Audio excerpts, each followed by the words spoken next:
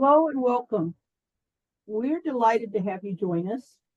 My name is Catherine Baisden, and I am the project manager for the PEERS Data Hub. PEERS stands for Partnership for Expanding Education Research in STEM. The PEERS Data Hub is located at the Inter-University Consortium for Political and Social Research, or ICPSR, and is funded by the National Science Foundation. It is a collaborative initiative between the American Education Research Association, AERA, and ICPSR. The PEERS Data Hub is a space for research communities to use wide-ranging data and advance knowledge on STEM education by sharing innovative ideas, methods, and tools. If you would like to know more about the PEERS Data Hub and what it offers, please visit the PEERS Data Hub website at www.peersdatahub.net.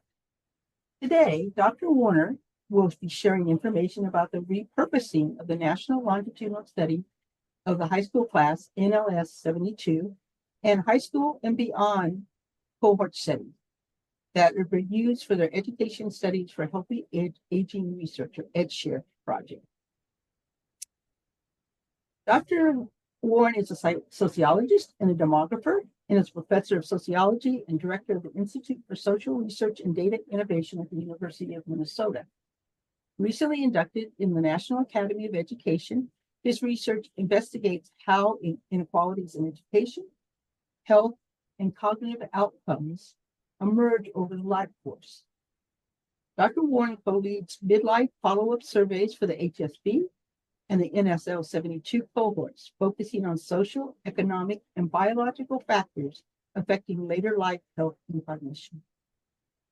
I would like to say in advance, thank you, Dr. Warren, for giving your time and effort for this presentation, and your staff, as well as I'd like to thank the attendees here who will make their contributions. Dr. Warren, the floor is yours. Thank you, Catherine. My share screen is good? Yeah. All right. Thank you all for attending. I'm really glad to be here. I want to acknowledge that the work I'm presenting is a collaborative effort between myself and two sociologists, Chandra Muller and Eric Grodsky, and two neuropsychologists, Adam Brickman and Jennifer Manley. And as on most large and complicated projects, most of the work is by people who get less credit, and that is Libby Gibson, who's here answering the Q&A, and Irene Rosetto, who's in the audience. A quick outline of what I'm going to talk about today. I'm going to answer the basic question, what is EdSHARe? But EdSHARe essentially is a project that encompasses so far two long-running cohort studies, the high school and beyond cohort, or HSB, and the National Longitudinal Study of the high school class of 1972, or NLS72. And I'll give you some background on those studies, but also some updates on what we're up to these days.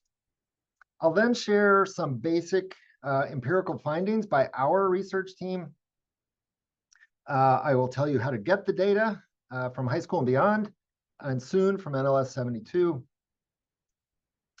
But there are two themes that I want to emphasize throughout my talk. And so I'm going to come back to them a couple of times.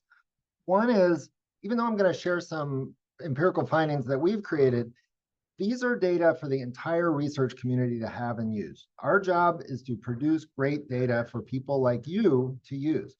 And that goes well beyond the education research community into all manner of other disciplines. We'll get there. So that's one theme. These are data for you to have. The other theme is that, and I'm speaking to you as education researchers, coming from somewhat of an education background, people who primarily study health and aging, and that includes dementia and Alzheimer's disease, they need you as education researchers. And I'll explain that in more detail, and I'll come back to that a couple of times. They need you to be involved in research on later life, particularly health, aging, and dementia. All right, so let's jump in. What is EdSHARe? EdSHARe is an acronym. Very simply, EdSHARe stands for Education Studies for Healthy Aging Research. There's our logo. There's our website. I'm going to leave that up the whole time. EdSHARe consists of, right now, two cohort studies, the National Longitudinal Study of the high school class of 72 and the older high school and beyond cohort, which is the classes of 80 and 82. Where do we come from? So as education researchers, people who use cohort studies in education, we come from a world where education cohort studies may start as early as birth, but they don't really generally go beyond about age 30.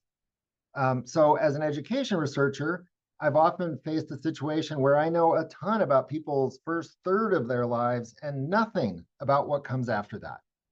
Because education cohort studies generally don't go beyond age 30. At the same time, I am sometimes an aging researcher.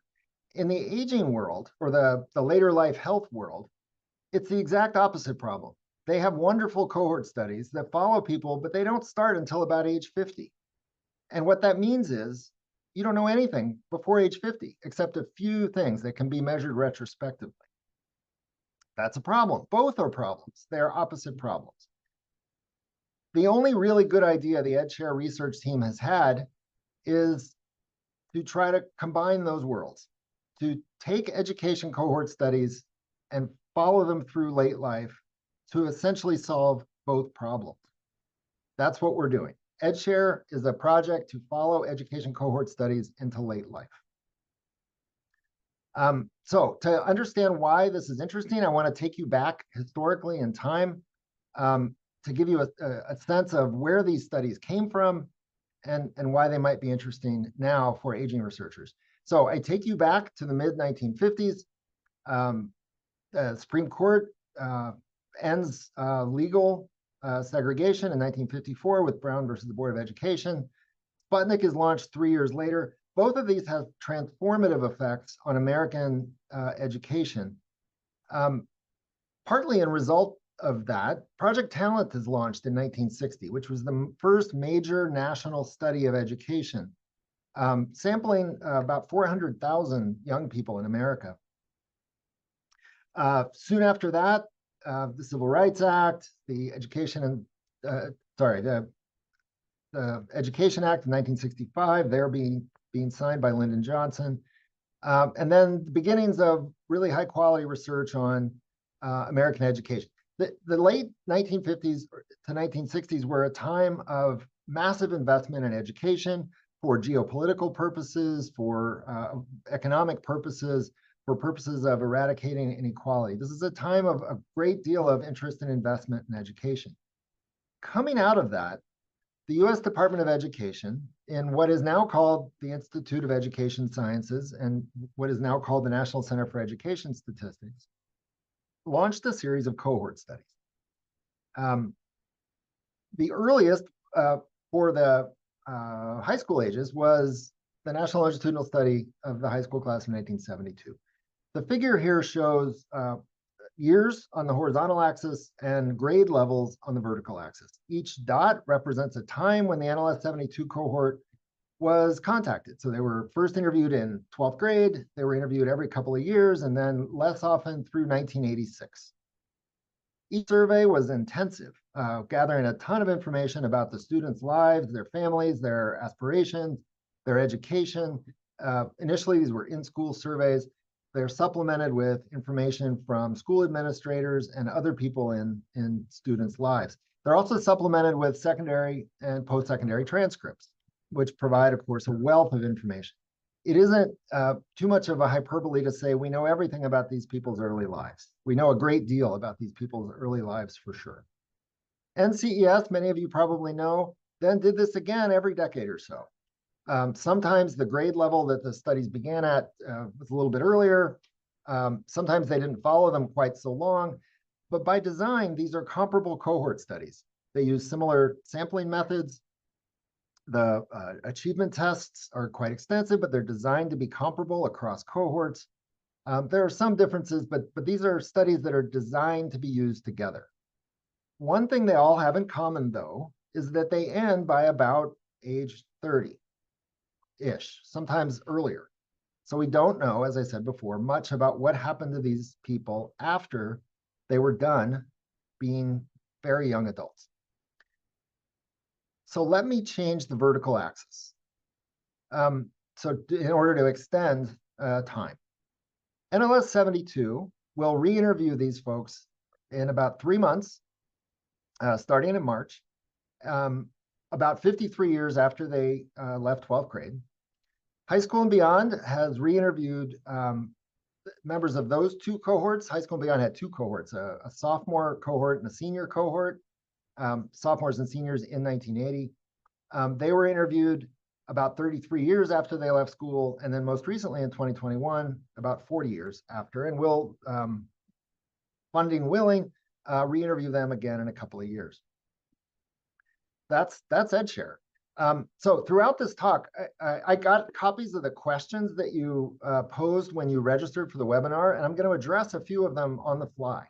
So one participant asked, are you considering adding more data sets, such as ELs? And that's a great question. This is ELs. The problem with ELs is that they're pretty young. So for a study whose funding primarily comes from the National Institute on Aging, it's going to be a while for ELs. Of greater interest is NELS, the National Education Longitudinal Study of 1988. They'll be 50 soon. And so NELS is very likely next target, but stay tuned. So we follow education cohort studies into the future. That is EdSHARe. Let me talk next about the two cohort studies. So I'm going to start with High School and Beyond. First, overarching purpose of these studies is to ask how education, racism, early life circumstances, etc., shape the biological and social processes across the life course that shape cognition, for sure. That's where our funding comes from. But you can cross out cognition and put in almost any other outcome. So how do education and all those other things shape the processes across the life course that influence income or physical health or mortality or work? These are amazing data for those purposes because we observed so much about early life and late life among the same nationally representative cohorts.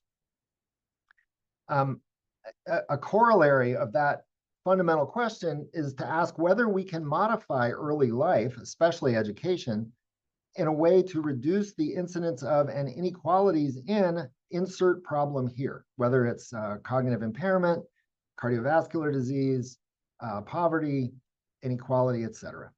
Those are the kinds of broad questions that EdSHARe data are useful for, we think, and in fact, uniquely useful.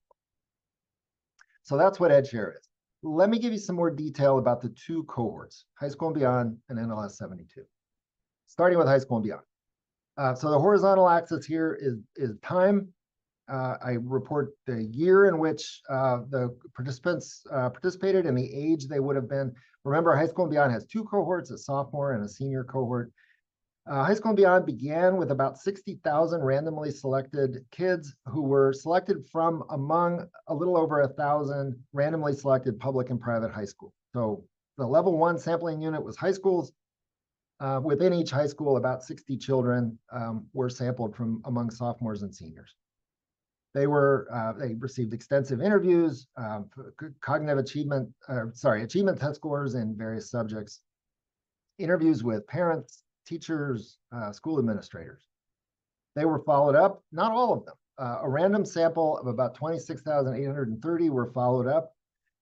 So it began as a probabilistic cross-section of about 60,000, but then about 27,000 were randomly selected from the initial cross-section. The cohort panel, which is who we follow, oversamples particular population subgroups probabilistically. So sampling weights allow you to generalize to the full population, but among the population subgroups that are sampled are, for example, high-achieving African-American students, students attending Catholic schools, Cuban students, and others. Those seniors and sophomores were interviewed every other year through 1986. In 1982, there were follow-up surveys with the schools. These data cover in rich detail these young people's high school and college lives. In high school, students report on the courses they're taking, the grades they earn, achievement test scores are gathered. We learn about non-cognitive skills, friends and social networks, peers, activities that students do in and out of school, jobs that they hold, disabilities, delinquency. We hear about teachers' opinions of their potential. We hear about, of course, demographic and family background type stuff. Some participant questions. Are there materials related to physical education or sports? Yes, we know who took what courses, and we know who participated in various athletic teams within school. So yes. Do the data include information about sexual orientation or gender identity? Gender identity, yes, but in the old school way of asking the question. We know who identified as male or female. That is all. We do not know sexual orientation. So we not only do we not have it tracked over time, we don't even have it at any point in time, and that's a limitation. Schools provided information about resources and characteristics of the school, structural things about the school, various policies, information about teachers, the academic and other sort of climate of the school, various information about the academic focus of the school, school control, public, Catholic, private, etc. Because you have 60 randomly selected students from within each school, you can also aggregate up any student level information to the school level and produce a reasonably reliable school level measure in that way. We also have precise GIS coordinates for every one of the schools in the base here. And those have been linked to various administrative boundaries, counties, cities, congressional districts, et cetera. And that allows a variety of different kinds of very cool research that I'll talk about later.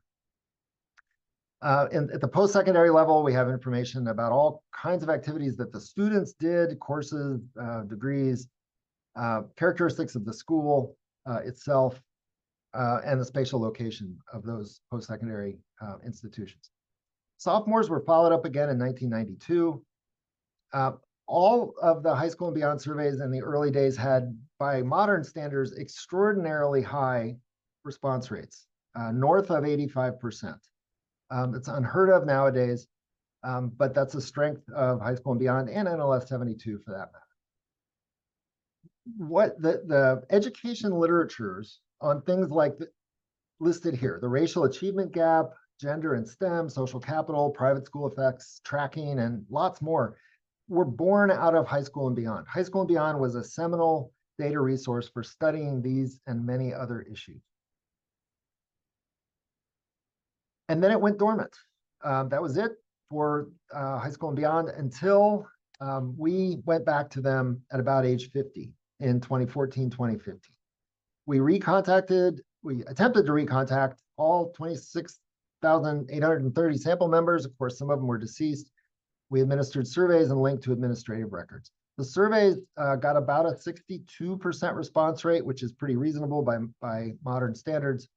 The surveys covered basics. It was a short survey done by phone that collected information about education, work, health, and a variety of other topics. Administrative records at that time included information about mortality, home transactions, and voting. High School and Beyond is a sneaky, powerful resource for understanding voting. All of the surveys back in the day include information about voting. And we've linked to registration and voter participation. We don't know who they voted for, but we know whether they turned up at the polls and whether they were registered through 2021, which is a remarkable and underused resource. We then went back in 2021 and did a much more extensive follow-up by telephone and internet, which consisted of surveys and administrative records again, but also a home health visit, which included the collection of biomarkers. We got almost a 60% response rate, but this was done during COVID, at the height of COVID, which probably suppressed our response rates a little bit. The surveys gathered, again, basic information about education, work, and so forth, but we were funded and had a primary focus on health and cognition. Extensive information about cognitive functioning at about age 60, extensive information about health conditions and diagnoses. We then did a home health visit where a professional collected height and weight and various other things, blood pressure, pulse. And while they were there, they collected blood and saliva. The blood and saliva has been assayed for a variety of physiological features. I'm not going to go into those, but they are crucial for understanding the physiology of various conditions, but particularly cognitive functioning and risk of dementia. So we collected, just fun fact, we collected about 47 gallons of blood and about 3 gallons of saliva throughout the course of the 2021 follow-up. Along the way, we also got a variety of genetic information. So we collected saliva samples and blood samples, of course, and those provide information about DNA. The saliva samples also provide information about the microbiome in your mouth, which can be very informative for research on the microbiome more generally. And you may have read information about how important the microbiome is as a component of bodily functioning and health. The administrative records were supplemented. We got what we got before, but we also now have information about 7 years of prescriptions for those who consented. We know every medication that someone was prescribed for about 92% of the cohort over the last 7 years. We have 7 years of prescription information. And we have about 20 years of consumer credit data. So things like credit scores, debt, delinquency on credit cards, bankruptcy, and that sort of thing.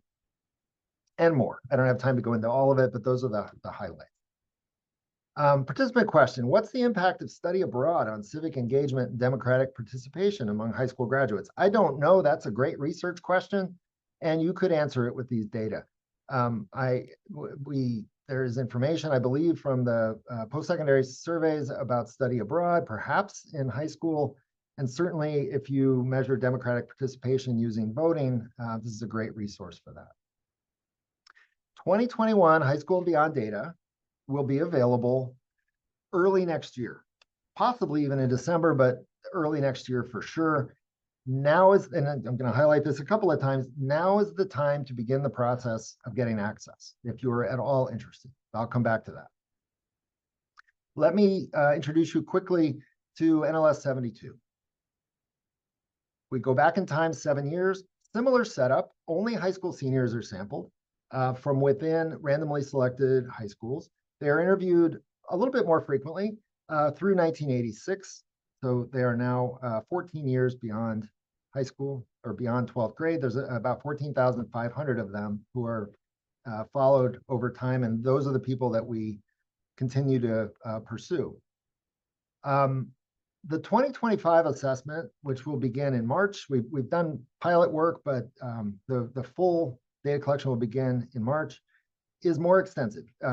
As compared to the 2021 high school and beyond surveys, which were over the phone or by internet, these are in person, so we'll be in people's houses for about 3 hours, conducting surveys, doing cognitive assessments, and a variety of other things. And then they will have a home health visit where they provide measures of sort of bodily dimensions, but also provide blood and saliva. The surveys, because we have more time in the home, are much more extensive. I don't have time to go into all of these, but you'll see there's quite a lot more. Everything that's in high school and beyond 2021 essentially is reproduced in NLS72, but also really exciting information about things like childhood health, childhood ACEs, racial identity, skin tone, etc. A lot of really exciting stuff in the upcoming NLS72 survey. The cognitive assessments, I won't go into these, but it's far more extensive. These mimic what the kinds of cognitive assessments that you would get in a clinic if you were being screened for mild cognitive impairment or dementia, designed by my neuropsychologist colleagues. The measures of height and weight, grip strength, time, chair stands, hearing, vision, will be gathered at the same time.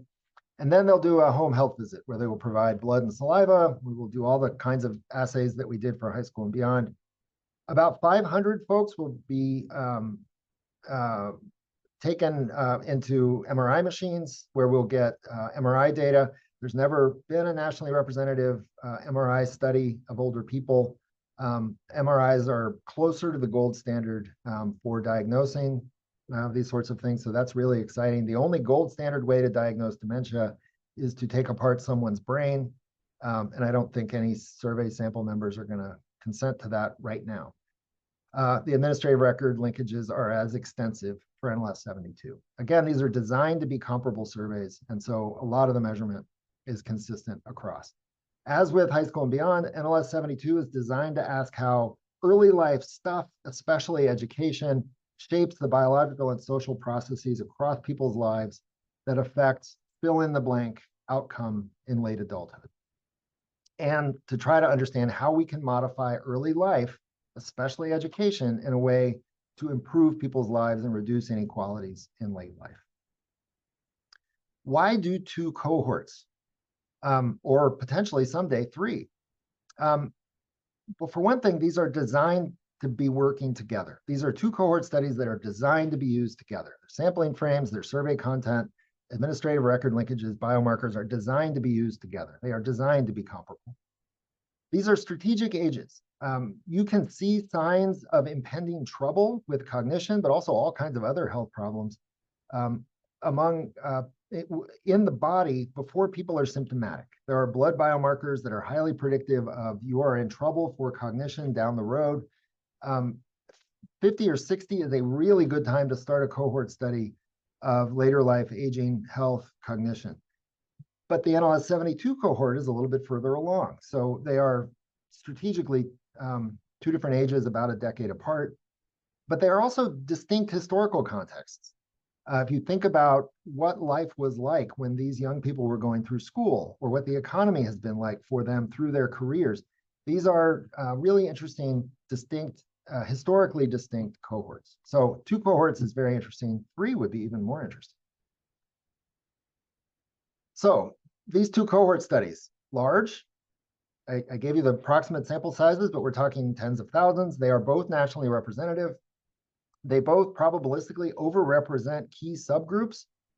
They are observationally intense in the sense that we know a ton about their early lives in some great resolution. And they've been linked to things like transcripts, which provide even more detail about their education. In contrast, most research in aging, and particularly in dementia, are not any of those things. They tend to be small, convenient samples that omit key subgroups.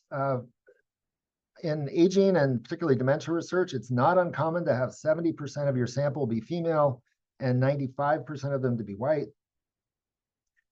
They typically know nothing about people's early lives, except perhaps educational attainment or a few things that can be measured retrospectively.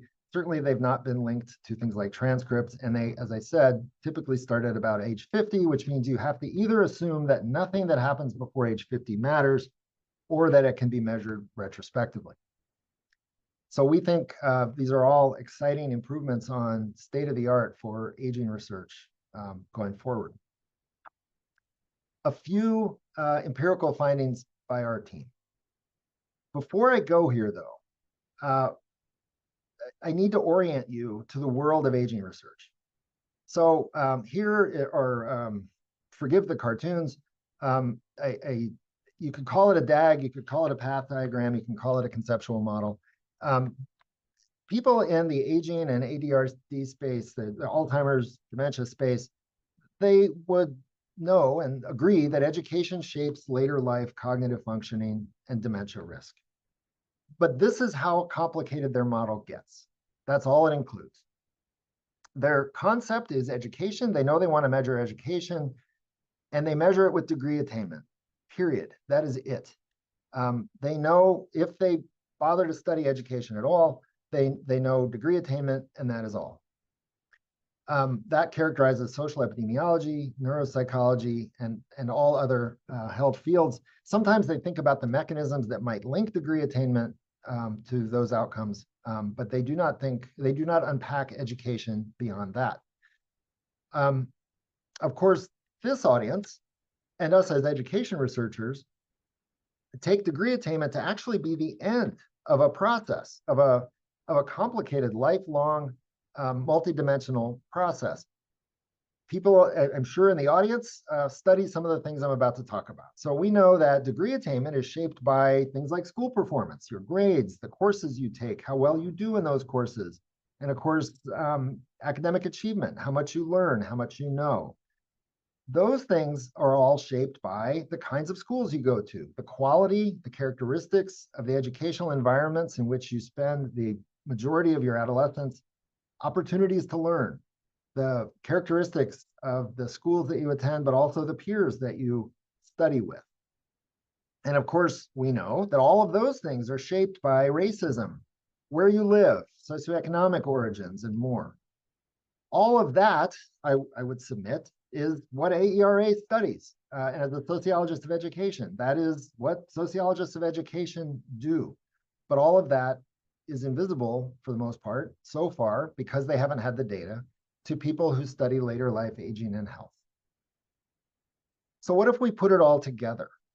If we put it all together, a question immediately becomes, does any of that stuff matter? Is it okay to proxy education with just degree attainment? Is degree attainment all that matters about education when you're trying to study cognitive outcomes, health outcomes, or disparities in any of those kinds of outcomes, or any other later life outcome? That's an empirical question that we can now address for the first time because of the follow-up to the high school and beyond cohort, and soon to the NLS72 cohort. So I'm going to show you results from one empirical paper that's under review. In this paper, we measure school quality and opportunity to learn through a variety of measures. We use an econometric value-added measure in the high school and beyond data because we observe test scores in 10th and 12th grade. Within schools, we can model within school change, netting out the attributes of the students who end up in schools, which produces a value-added measure of academic achievement. There's a variety of measures that go into an index called academic press, which essentially captures the academic culture of schools. We characterize the socioeconomic and racial composition of schools, and we also account for the geography of schools, where they are. Our measures of school performance include GPA, well-calibrated achievement test scores in math, reading, and vocabulary, the highest math course that people took, and the curriculum track that students were in. And then we measure all the socio-demographic and racial and other characteristics that are background variables. So here are the only numbers I'm going to show you. This is a model predicting cognitive functioning at age 60. So at a time when people are on average on a downslope in their cognitive functioning in beginnings of later life. It's a continuous variable with a mean of 0, a standard deviation of 1. So a standard normal variable capturing general cognitive functioning at age 60. Not surprisingly, strong relationship with educational attainment, degree attainment. People with a bachelor's degree are over a standard deviation better off on that metric than people who only completed high school. That's a large relationship. In the brackets are 95% confidence intervals. So these are statistically significant and substantively large relationships between degree attainment and cognition. And this is where much of Alzheimer's disease, health, aging research stops, because they only have access to educational attainment, because you can measure that retrospectively. How does the story change if we consider the kinds of things that education researchers more routinely consider? So first, in model 2, I should say one thing before I move on to model 2. This is a kernel density plot of cognitive functioning, and there's a separate line for each major level of degree attainment, ranging from high school or less through having a graduate degree. And what you can see visually, sure, there's a relationship. People with higher completed degrees, the distribution shifted over positively, and that's as expected, and it's totally consistent with what I just showed you in model 1. But the other thing you can see is that by and large, the distributions completely overlap. Not completely, they largely overlap. There's a huge degree of overlap here. Almost all the variability in cognitive functioning is within categories of educational attainment, not between categories of educational attainment. And that's what aging and health and dementia researchers miss by only having educational attainment. So that's model 1. Model 2, the characteristics of the school, where it is, its it's academic press, it's value-added measure, socioeconomic characteristics of the students. These things matter. These things are also related to cognitive functioning at age 60. When we put them in the model together, they all matter to some degree. What I would highlight, though, is that you've explained a modest percentage of the association between degree attainment and cognition. Not a huge percentage, but those coefficients are attenuated. What happens when you consider student-level academic outcomes besides degree attainment? Things like test scores and course taking and curriculum track and GPA. Those things are all strongly predictive of cognition at age 60.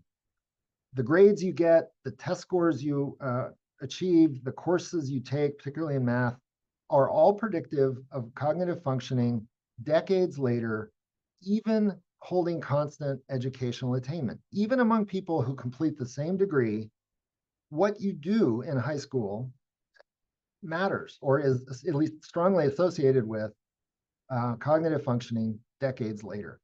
I would also point out that the associations involving educational attainment are now greatly attenuated. More than half of the association between degree attainment and cognitive outcomes at age 60 are accounted for by things like grades and test scores. That's a remarkable finding that really calls into question a lot of research about the role of education in shaping cognitive outcomes that only has measures of degree attainment. So are there, I know I'm going to use causal language, but I know we're not making causal claims. Are there effects of other things about education beyond degree attainment? Yes, there are.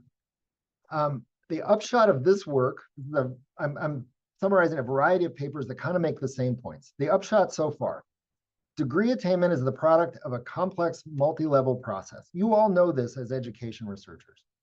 It's not the only dementia relevant thing about education. It's not the only, I would posit, cardiovascular disease relevant thing about education, mortality relevant thing about education, poverty and late life relevant thing about education. Other stuff about education matters besides the degree that you accomplish. Ignoring, in our research, ignoring everything but attainment actually means that you vastly understate the role of education in shaping later life cognition, but overstate the role of degree attainment. You end up focusing on degree attainment, but you're really missing the boat about education more broadly. This is what I mean by people who study late life health, aging, cognition, and other outcomes really need you, AERA crowd. They need people who understand what education is, how to measure it, what it means, and you need to work collaboratively with those folks in order to really understand inequalities in late life outcomes that involve education. The other thing I would say is that we intervene on schools and schooling all the time. As policy researchers, many of you know, we are always tinkering with educational policies and contexts. Very often in health and aging research, people wonder, well, what are we going to do about it? How can we change? We can't randomly assign people to be born into rich or poor families, but we can change schools, and we can change schools in ways that shape test scores and grades, and we do it all the time. And that's encouraging for understanding later life health disparity. Other work that we have in progress, and I'm going to be very brief here, just to give you a sense of the kinds of work that we're doing, but really to give you a sense of the kinds of work that you can do. We're looking at heterogeneity in the results that I just showed you by gender, race, and other attributes. We're thinking about mediators, particularly work and health, and how they mediate the effects of education on later life cognition. So many biomarkers. Education, however you measure it, doesn't automatically get under your skin and cause you to have higher or lower levels of cognitive functioning decades later. There are a variety of complex physiological processes. To understand those, you need to have biomarkers, and we have those in some abundance right now. We're doing work on the effects of being diagnosed with cancer at some point in your life course on economic precarity in later life. We're doing work on how early life spatial factors. Remember, we have the GIS coordinates of where people live, or sorry, where they went to school. how those shape health and cognition at age 60. There's a team doing work on, among African-American college graduates, did going to an HBCU versus a predominantly white institution matter for health and cognition later on. There's work by a team that I'm involved with looking at childhood-led exposure and later life, particularly economic outcomes. So it gives you a flavor of the variety of kinds of research that one can do with these data. I'll emphasize again, these are data for the entire research community to have and use. So I'm highlighting some of the work that we're doing, but it's really just an example. And I am here to encourage you to explore getting access to these data. And I will say it one more time. The health and aging and dementia world needs education researchers to really understand how education gets under the skin to shape the kinds of outcomes that they study. So how do you get these data? This is the EdSHARe website. It's been on every slide, but just to emphasize, edshareproject.org. If you go to our website, you can learn about the project under that tab, a variety of sort of about the study kinds of pages. Under the news tab, you can sign up for our newsletter, learn about events, things like this webinar, publications, and the like. But perhaps more interestingly for developing projects, under research studies, each of the two cohorts has a tab. If you go to the High School and Beyond tab, you'll see instruments and documentation. All of the survey instruments for all of the survey waves are there. Information about recent publications, and then data access. So let me talk a little bit about data access. How to get, so far, the High School and Beyond data from the 2021 survey, and soon the NLS72 data once they are available after the 2025 follow-up. So remember that these started as education cohorts launched by the National Center for Education Statistics. NCES still controls dissemination of the survey data. That means to apply to use the data, you will go through the National Center for Education Statistics.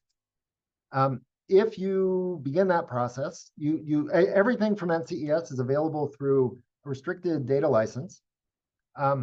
If you either go to this website, these slides will be available for you later so that you don't have to write this down, or just Google IES restricted data license, you will get to this page. This is your portal for getting access to the data through this electronic application system, which you will click on. It will take you to this page, and it will say that you need to complete the new standard application process.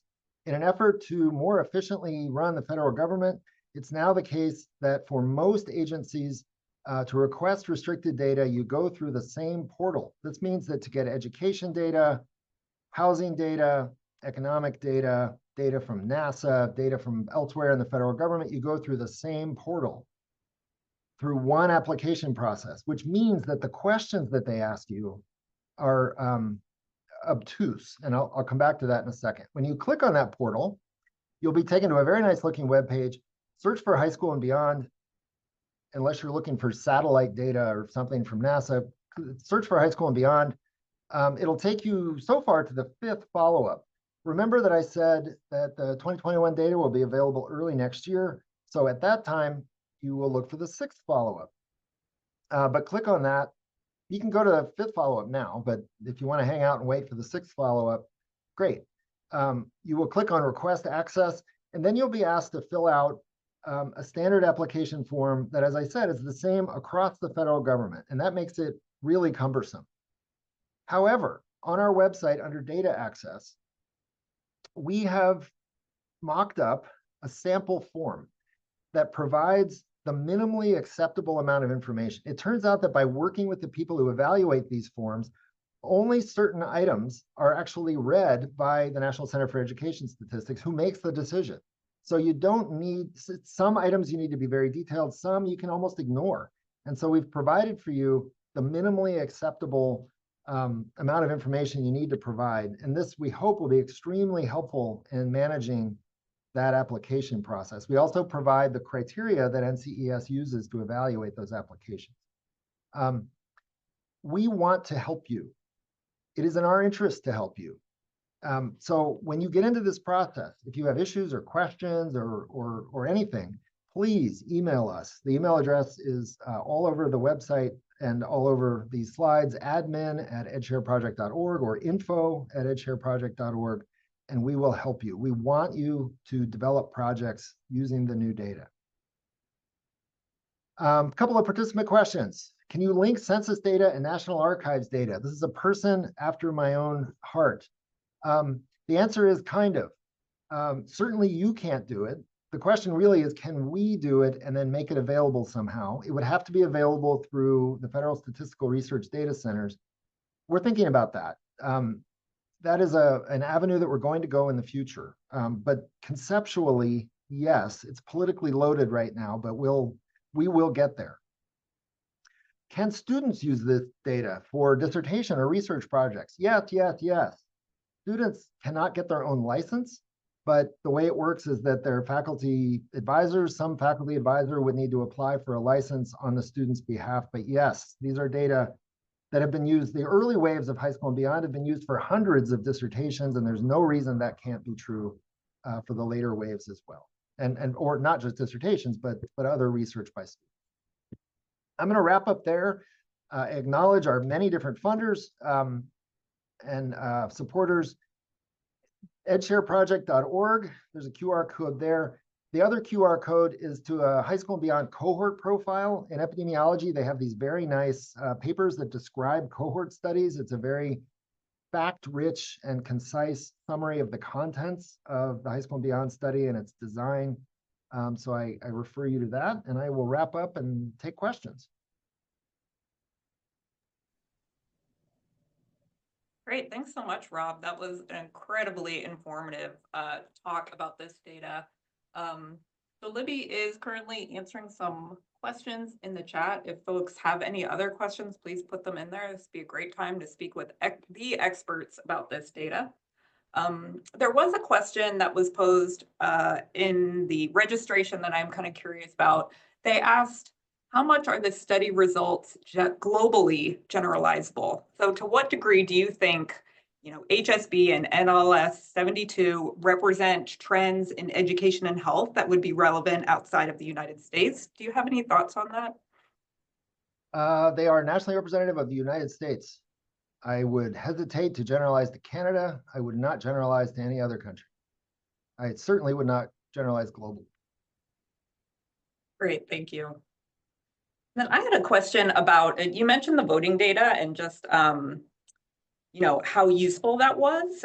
Could you talk a little bit more about it in terms of what the voting data looks like? Is it, for instance, self-reported in the survey? Is it administrative data that was linked from state records about whether people voted or not?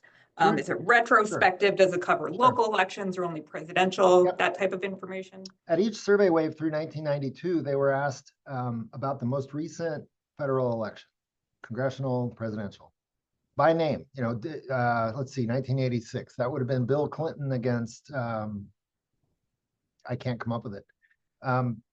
No, 86 would have been George Bush against Michael Dukakis. They were asked, did you vote in that election, yes or no?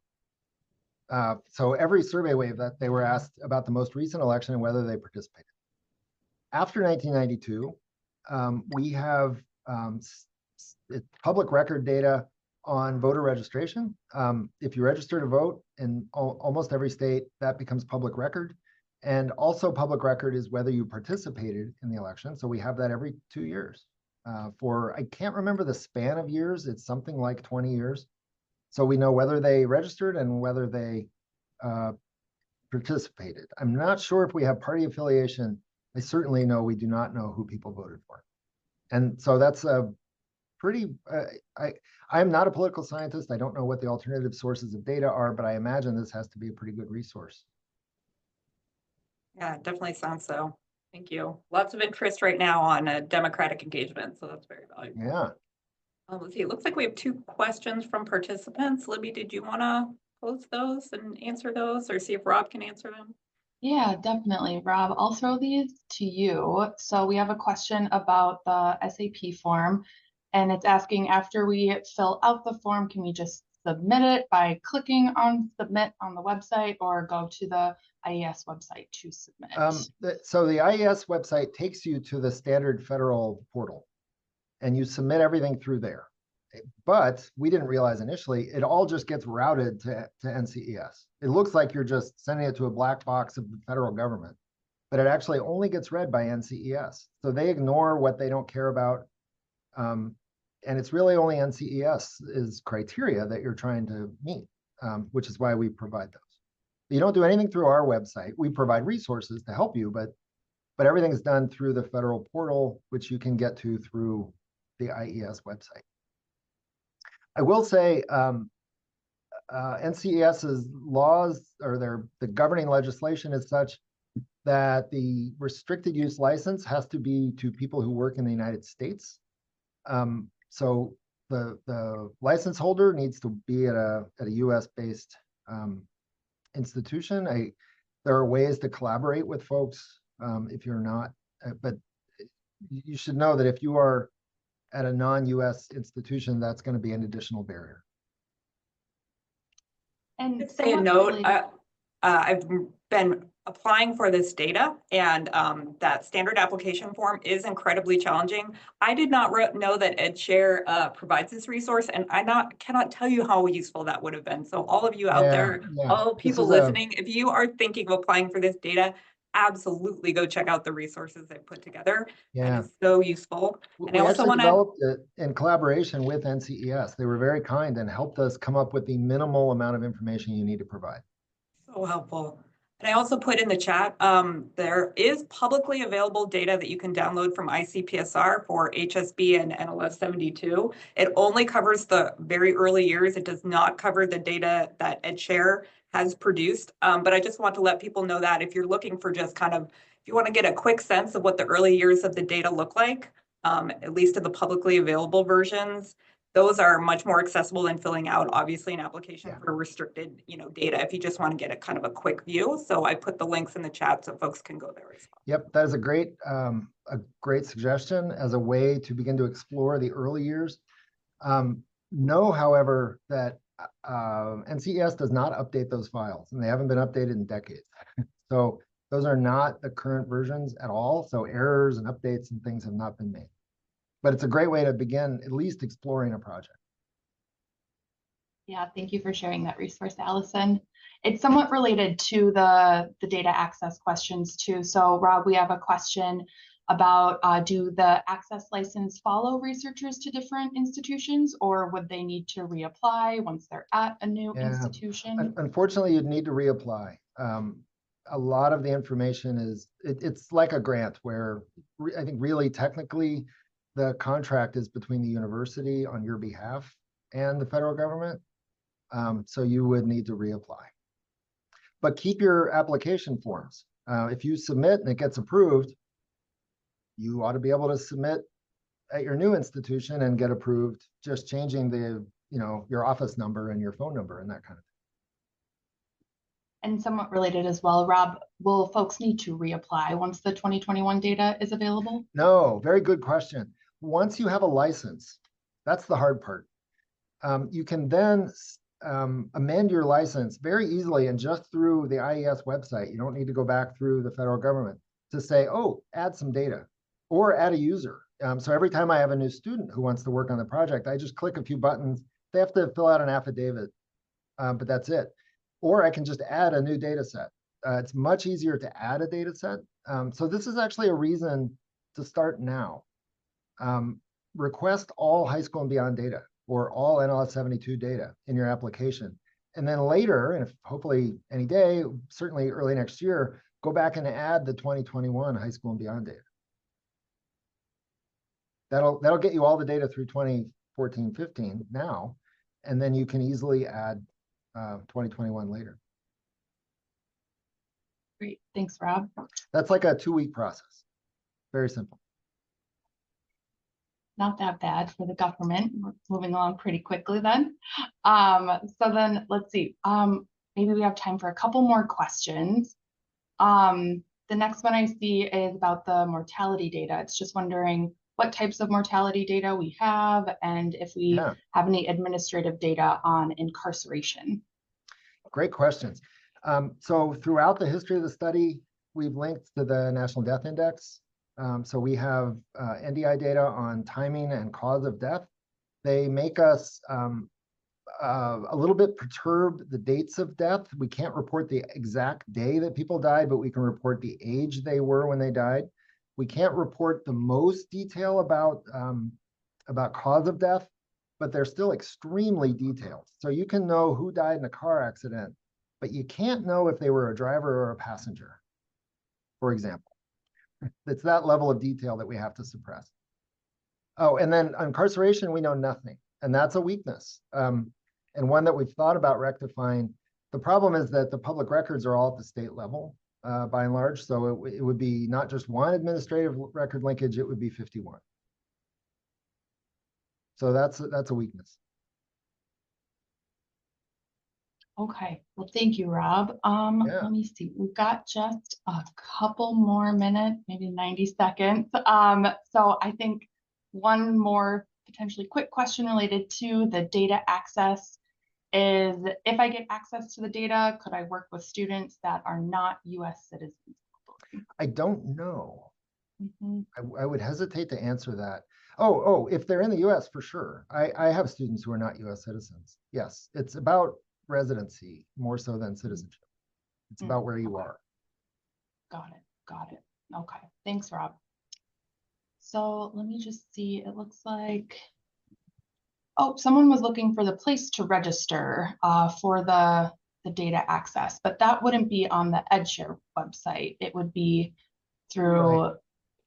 Yeah, Is it I would wait and get these slides or this recording and the slide. So this, as I understand it, the slides that I shared are going to be made available. This recording will be made available. Go back to that section and, but also Google IES restricted data license. That'll get you there. But go Actually to our might website, be, edshareproject.org. It'll guide you through. I want to thank both Dr. Warren, I want to thank Libby for your participation. It's been very useful and interesting information and data. And also you can contact me at any time. It's kbangston@umich.edu. If you have any questions, if you want any additional information, if I can answer them, I will. If not, I will try to find somebody who may be able to answer the question for you. It's very interesting, very, I think, important work that's being done here. And I want to thank EdSHARE for sharing all this information. Thank you, Catherine. Thank you, Allison. thanks, everyone.